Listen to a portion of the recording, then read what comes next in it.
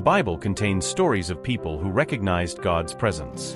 From Abraham to Moses to David, we see men and women who trusted God's guidance, even when it didn't make sense or was hard. We see people willing to take risks, step out in faith, and trust that God will show up. Hebrews 11 verse 8 says, "By faith, Abraham obeyed and went when called to go to a place he would later receive as his inheritance, even though he did not know where he was going."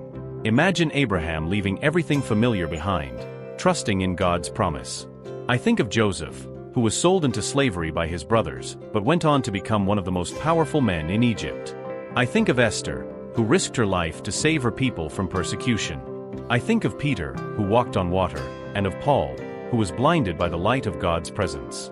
Remember Joseph in Genesis 50 verse 20, "You intended to harm me, but God intended it for good to accomplish what is now being done, saving many lives." Picture Joseph, looking back on his life, recognizing God's hand in every twist and turn. These stories remind us that God is active, engaged, and involved in our lives. They remind us that His signature is on our journeys, shaping, guiding, and directing us every step of the way.